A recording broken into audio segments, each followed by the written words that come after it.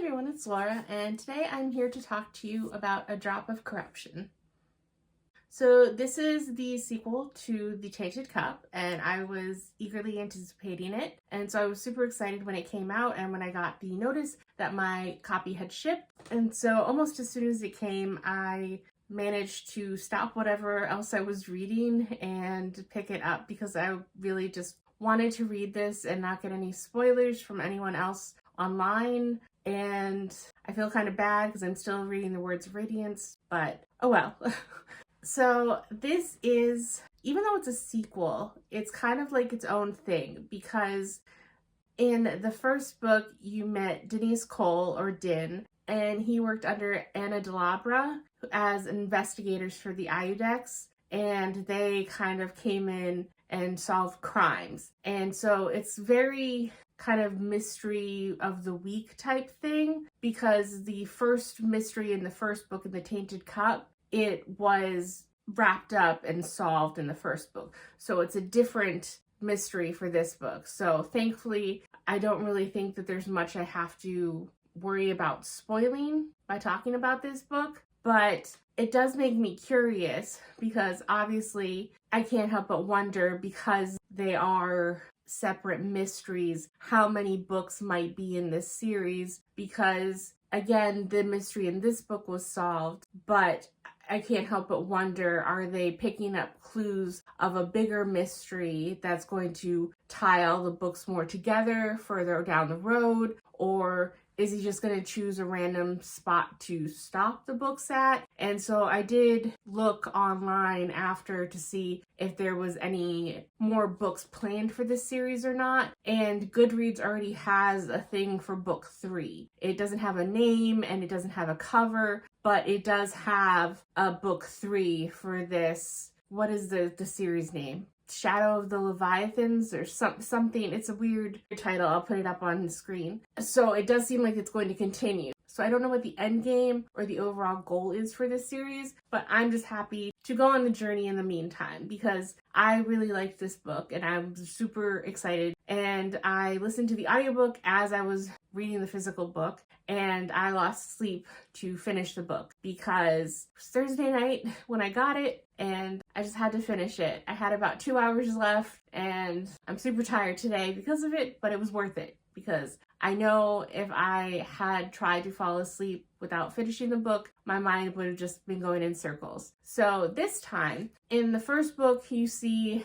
Din start working for Anna Delabra and go on their first case together at another town. This world is a fantasy world that's on the coast, and they have different walls of protection as you go further inland. And so the further inland you are, the higher up in society you are, and the emperor of their empire is in the fourth wall, the inner wall, and he's rarely ever seen. And every rainy season, they're attacked by these gigantic Leviathan monsters. And the first book took place in one of the coastal cities where they had a protective, the outer wall, and the people actually fighting to kill these Leviathans when they attack. Well, this society is based around people. They are augmented and they use different potions or what they call grafts and surgeries to change their body or their senses to varying degrees and give them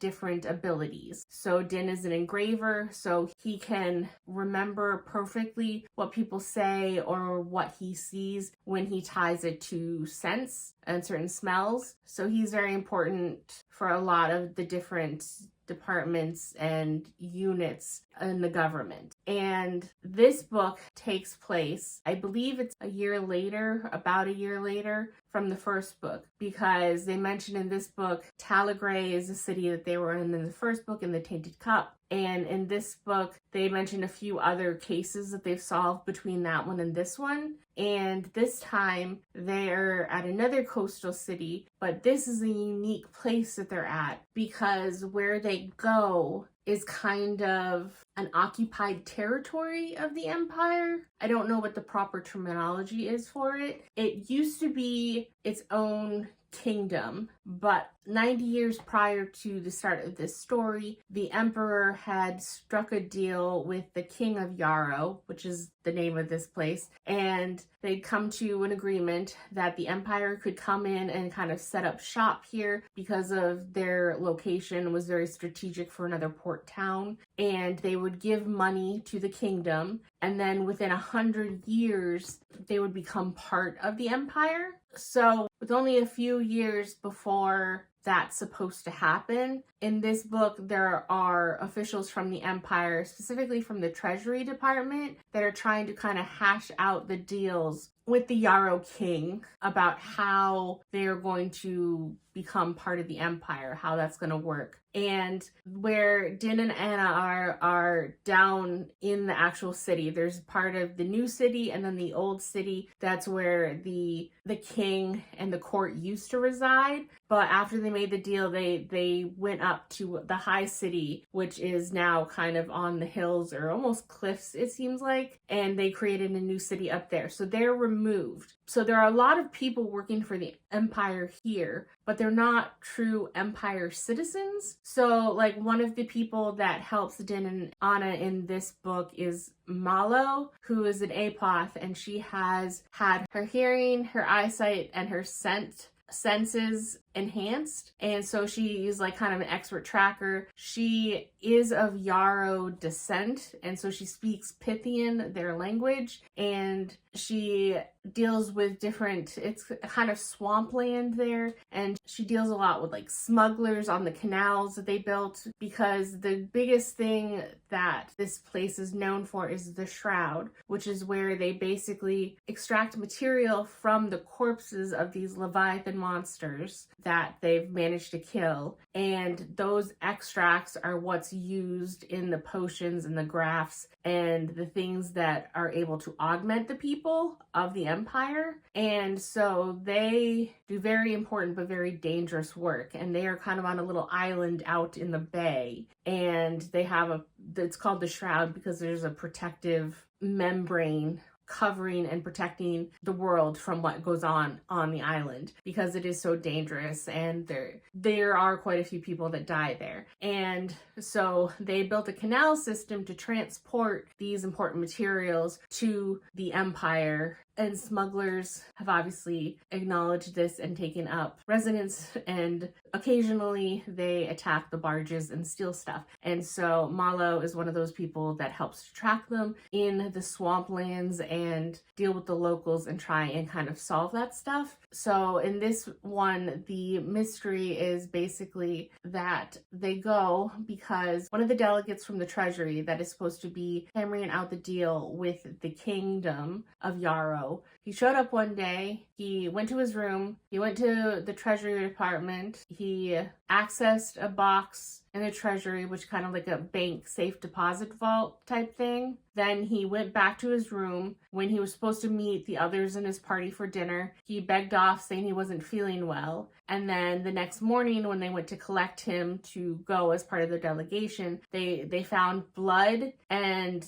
nothing else. And the door and the windows were locked. There was a guard stationed outside, so they don't know what happened to him. Cut to about 2 weeks later, they find parts of a body in the canals, and there are animals around the canals that they think ate the other body parts. But higher members of the empire, especially the Treasury, have distinguishing features that makes it easy to identify them. And so despite him only being body parts, they were able to identify that it was this Treasury official that somehow seemingly disappeared from a locked room. And so that's why Din and Anna are there. And I really liked this because it was interesting seeing a different part of the empire. It was interesting interacting with the different people of Yarrow descent, and how even Malo and the different people that they worked for that were of Yarrow descent that worked for the empire, how different they were from the actual people up in the high city. And it was kind of like it was taking place almost in like the Wild West, because even though they were technically under the empire rule, a lot of people played kind of fast and loose with the rules and weren't as strict as other people in the empire are. And it was interesting seeing our characters in that type of environment. And I enjoyed the mystery more this time because after reading The Tainted Cup, I think I got a better, because The Tainted Cup, I really enjoyed that book a lot and I loved it and I look forward to rereading it at some point. But I wasn't exactly sure what I was getting into when I started reading that book, and as such, it felt more like some mysteries you can see all the pieces were there and you might be able to guess everything yourself, or you couldn't, but then when you go back for a reread, you're able to see how it gets to that. And then sometimes you feel like there's no way that you as a reader could have figured it out on your own. And the first time when I was reading The Tainted Cup, it felt like I could glean little pieces, perhaps, but when it all came together at the end, I felt like I had no way that I at least for me, with my intelligence level and my abilities, could figure it out. Maybe it's because I read that book and I understand more how things work in this world, but I felt like I was catching on more in this book, and I don't feel like it was written worse or easier. I don't know, it just, I felt more invested in, like, I kind of saw hints of what was going to happen, and even though when I wasn't really sure, I knew more of what to pay attention to or what could be clues, or what little tidbit to file away later, and maybe this might be important. And Din also, with more experience under his belt, because it was, like I said, in the first book, that was his first case with Anna, and since then he's worked with her on a few other cases, so he's also gotten better at his deductions and his predictions. And true, Anna is on an entirely another level, but Din has gotten better as an investigator. So that was interesting. And then in the first book,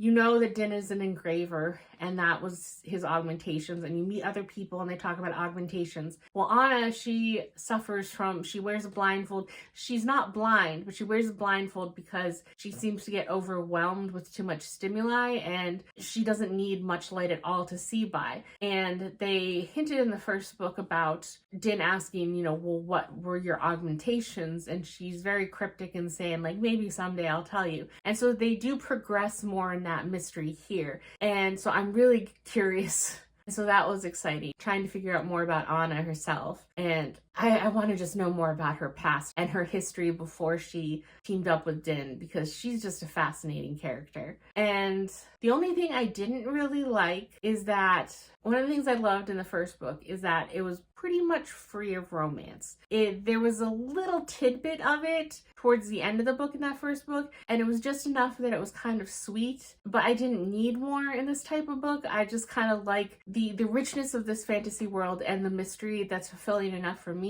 And as much as I like romance, I don't need a romance to be in everything I read. And so I was a little disappointed in this book where Din seemed more troubled, and his means of coping with whatever emotional turmoil he was going through is to just basically find casual hookups at this new place. And that was just kind of disappointing for me with him as a character. Granted, it didn't ruin anything in the book overall, and I still give this book a 5 stars for me, and I really enjoyed it. But that aspect of his character, maybe I'm missing something. I just don't understand the need for that. Maybe that's because I've never been drawn to that type of outlet, but he seems very different already and almost more pessimistic from the first book, and I'd be curious to see how his character continues to develop, because there was some growth in him in this book.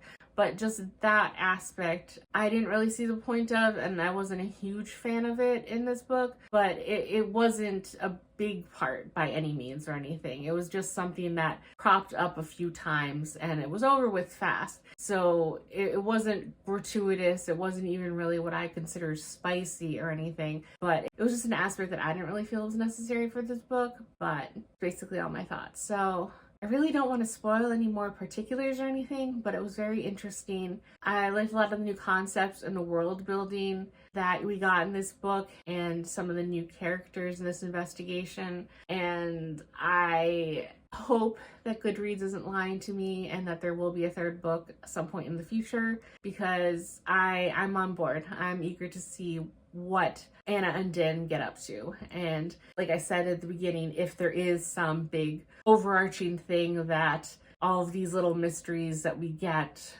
are going to somehow interconnect to a bigger plan or scheme or mystery in the entire empire. I don't know. I think I'll be happy either way, if there is some big interconnected plot, or if it is just kind of like episode of the week things where there's a mystery that they solve per book and that's it. But 5 stars, I really like it. I'm very happy that I read it, and I'm just happy that it came out so soon after I read The Tainted Cup. That's it for this video, and I will see you in the next one. Bye!